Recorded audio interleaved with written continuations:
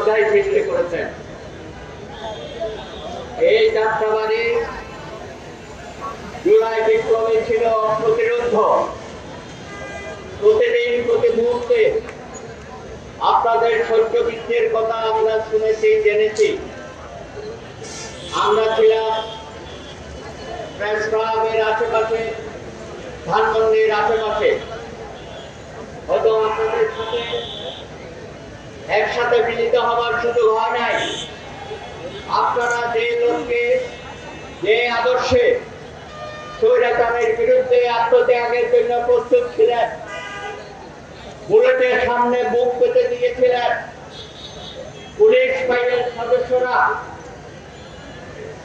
আপনাদের সাথে যে দুর্ব্যবহার করেছে আমরা দেখেছি। হারুনকেও আমরা দেখেছি, তার চেহারা দেখেছি, এইভাবে আপনাদের বুকে গুলি চালিয়েছে এবং নির্দেশ দিয়েছে। আপনারা কিন্তু থেমে থাকেন নাই। আমি বিশেষ করে ধন্যবাদ জানাই আমার মাদ্রাসার ছাত্র ভাইয়েরা, আলম ভাইয়েরা, আলম সমাজ। আপনারা সেদিন যেভাবে আমাদের আন্দোলনকে অগ্রসর করে নিয়ে গেছেন, রক্ত দিয়েছেন, শহীদের খাতায় নাম লিখিয়েছেন, তাদের সকলের প্রতি আমরা সশ্রদ্ধ সালাম জানাই। আজকে বাংলাদেশে যে নতুন অধ্যায় শুরু হয়েছে, আমাদের জুলাই সনদ, ব্রিটিশ সরকার এবং তার দোষকদের বিচার এবং মৌলিক সংস্কার, এগুলো আমাদের জাতীয় দাবি। এটা শুধু জাতীয়বাদের দাবি না, 18 কোটি মানুষের দাবি। আমরা চাইব বর্তমান সরকার অত্যন্ত আন্তরিকতার সাথে, অত্যন্ত সফলতার সাথে প্রফেসর ইউনূসের নেতৃত্বে 18 কোটি মানুষের এইসব দাবি অনতি বিলম্বে পূরণ করবে। কিন্তু অনেক কাজ এখনো বাকি।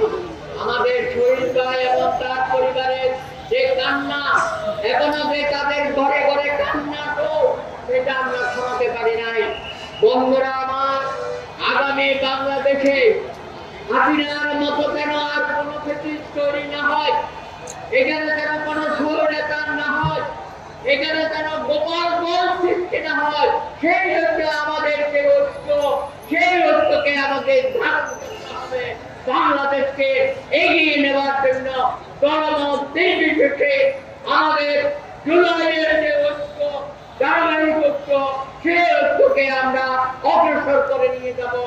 আপনারা এই যাত্রাবাড়ির যোদ্ধারা এই জাতীয়ভাবে যে ভূমিকা রেখেছে, আগামী দিনও আপনাদেরকে সেই ভূমিকা রাখতে হবে।